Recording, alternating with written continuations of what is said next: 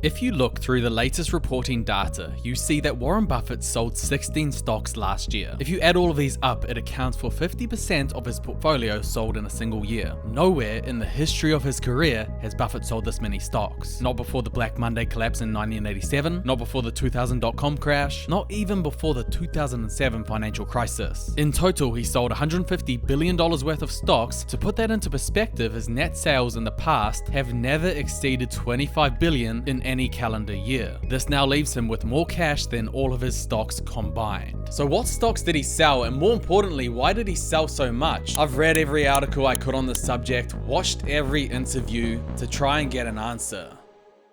Warren Buffett does not like selling stocks. If you study his philosophy, you see that his ideal way of investing is to buy stocks and just hold them forever. He's been critical on the idea of buying a stock only to sell it a few years later. He said, "We are just the opposite of those who hurry to sell and book profits when companies perform well, but who tenaciously hang on to businesses that disappoint." Peter Lynch aptly likens such behavior to cutting the flowers and watering the weeds. Best thing to do is buy a stock that you don't ever want to sell. I mean, that's what we're trying to do. And that's true when we buy an entire business. I mean, we bought all of Geico, or we bought all of See's Candy, or the Buffalo News. We're not buying those to resell. I mean, what we're trying to do is buy a business that we will be happy with if we own it the rest of our lives, and we expect to with those. If that is his general philosophy, which it is, why is Warren Buffett now not just selling stocks, but selling hundreds of billions of dollars of his portfolio? Well, there are certain conditions when Buffett says it is reasonable to sell. Watch this carefully and see if you can pick up the 4 reasons Buffett says on why he would sell a stock.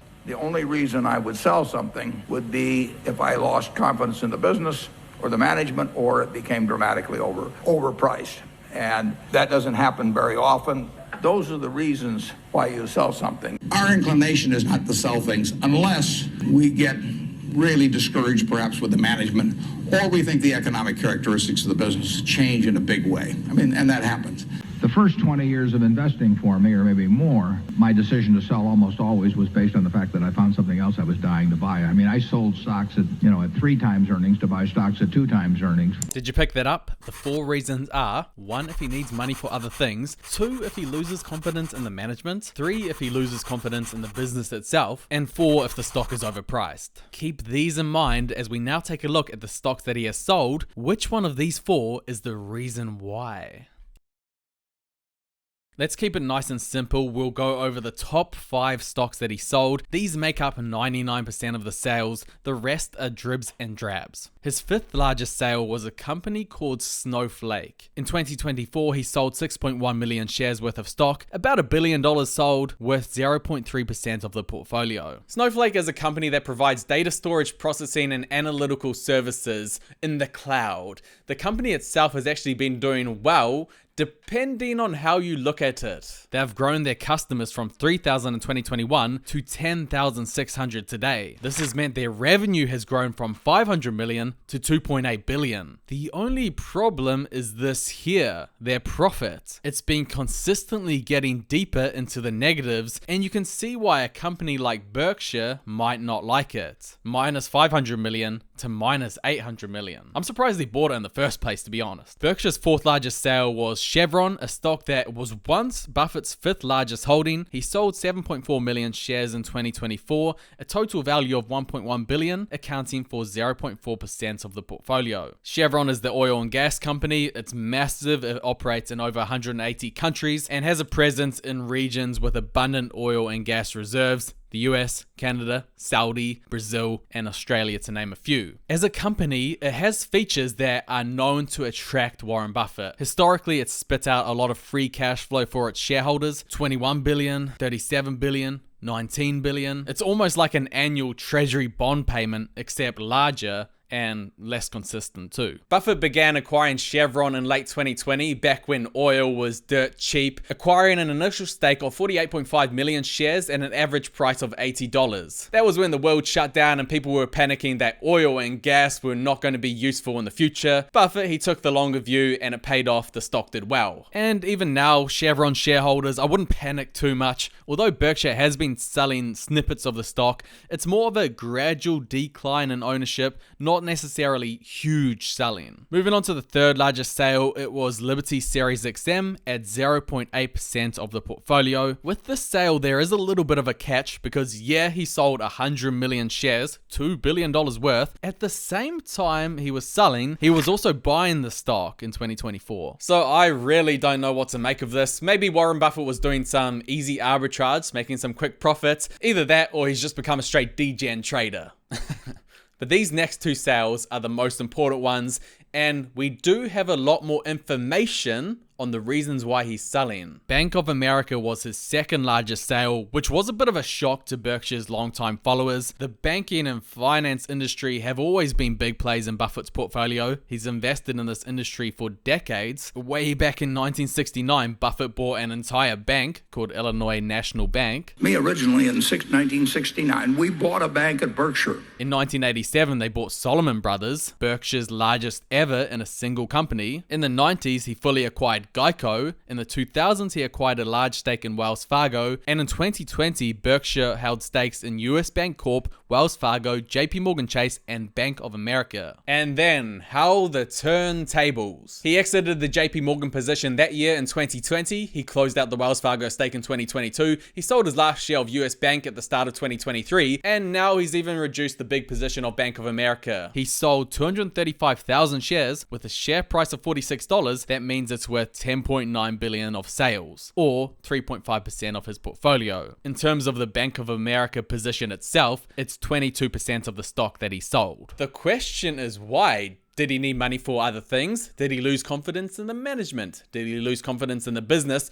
Or did he think that the stock was overpriced? Watch this clip and see what you think. Some of the banks that you've sold include USB, Wells Fargo, Goldman Sachs, JP Morgan, PNC. Should we think that they're banks that aren't well run because you've sold them? Or? No. But I do think that banking can get in a lot of trouble just because of the kind of things that they did, and that I didn't like the banking business as well as I did before. But I did sell banks that we'd owned for 25 or 30 years. I just think the system isn't set up quite right in terms of connecting punishment to culprits on something that's it's incredibly important that your banking system run well in the country. I mean, it just isn't going to work unless you have a banking system that works, and you don't want them to create periodic crises unnecessarily. We don't know where the shareholders of the big banks necessarily are heading. You don't know what has happened to the stickiness of deposits at all. It got changed by 2008. It's gotten changed by this. And that changes everything. So we're very cautious in a situation like that about ownership of banks. As we all know, a bank relies on their deposits. If no one deposits money into the bank has nothing to work with and you have no business. So if the depositors take their money out, game over. This is all relevant because, well, do you remember what happened not long ago? Remember the bank run with SVB when depositors tried to withdraw $42 billion in a single day, which the bank did not have, and eventually they went insolvent? And of course, at this time, it was not just one bank that had issues, it was a lot of banks that were affected or were worried in the very least. Well, what happens if in the future something like this happens again? And what happens when it's a larger bank that's affected? It means that the depositors take their money out, the bank is left with no business, and the shareholders lose all of their money. This is what Warren Buffett is worried about and why he sold all of his bank shares. He has lost confidence in the banking industry from a business ownership perspective. For me, that is clear as day. And I wonder if it is the same reason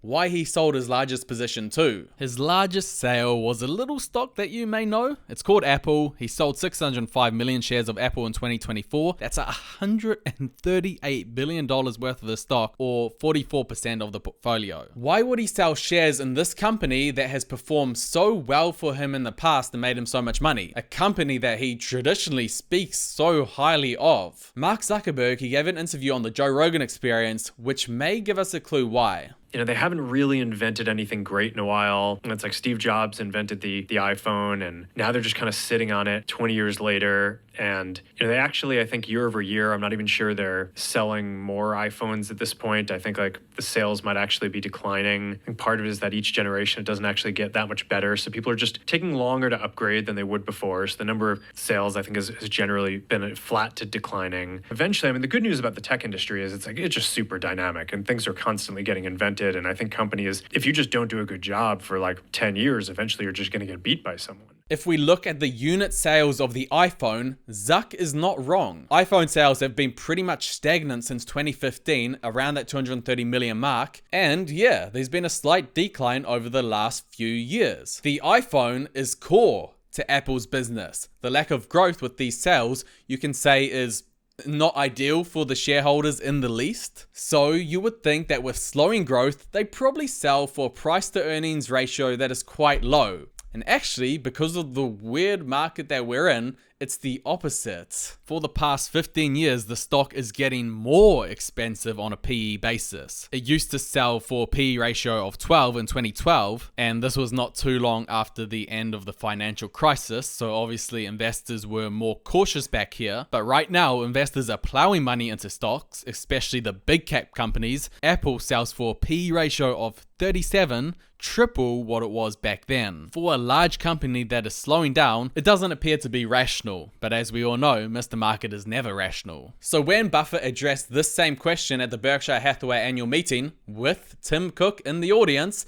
he gave a different reason as to why he was selling. He said the key reason why he was selling was because of tax purposes. And yeah, I believe that that was a part of a reason why he sold, but do you think that the core underlying reason he sold was because of tax or because the price is high with a slowing business model?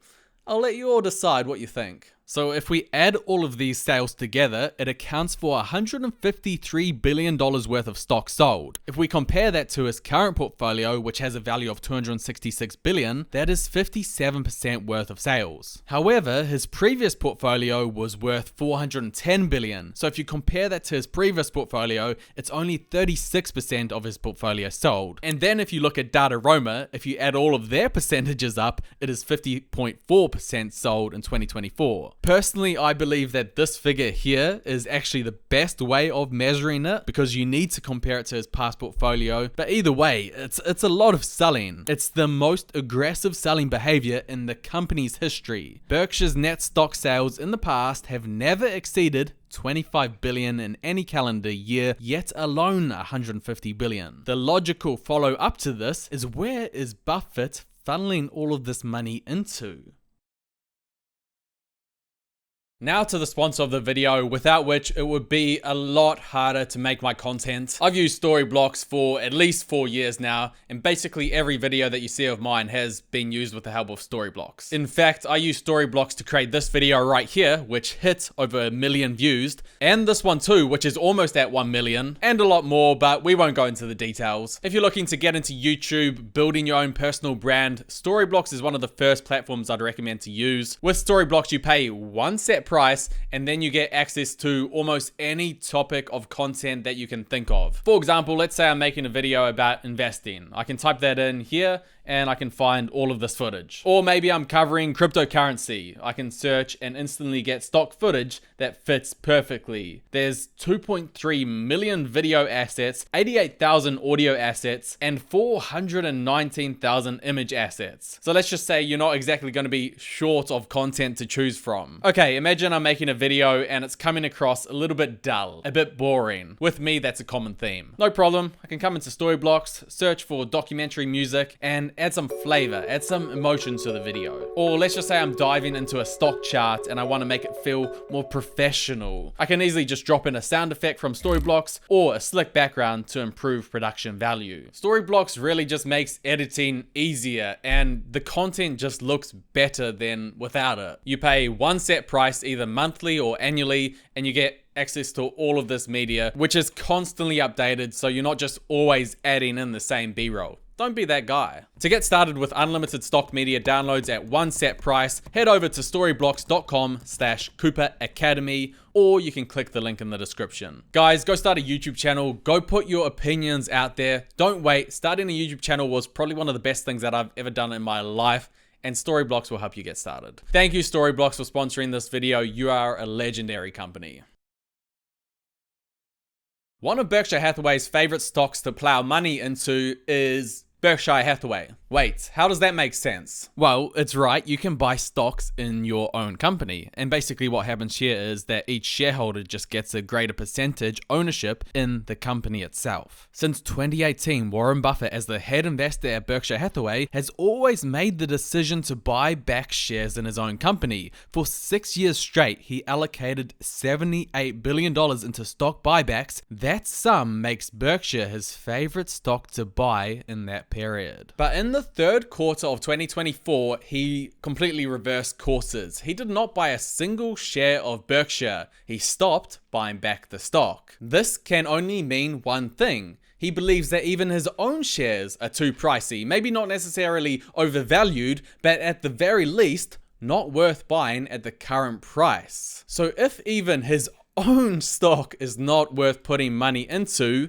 where is all of this money going? Well, if we take a look at their latest quarterly statements, they have $32 billion in cash and cash equivalents, but most of the cash has been plowed into short-term investments into US Treasury bills, $288 billion worth in this asset. So these things here are US Treasury bills with maturities of 3 months or less. What's happening here is you're loaning money to the US government for a short period of time, and in return, you get a small return on your investment. It's safe because it's backed by the American government, who control the money supply. They won't not be able to pay you because they can just print more money to pay you back. These investments here normally come under the category of cash, and this is where Buffett has chosen to safeguard his money. If we add the $32 billion plus $288 billion, that is $320 billion in cash right now. If we compare that to the year before, he had $162 billion. So he's doubled his cash position in a single year, and it wasn't exactly small to begin with. So why is Buffett playing this game so safe right now, taking money out of his favorite investment category and putting it into something that he historically does not like?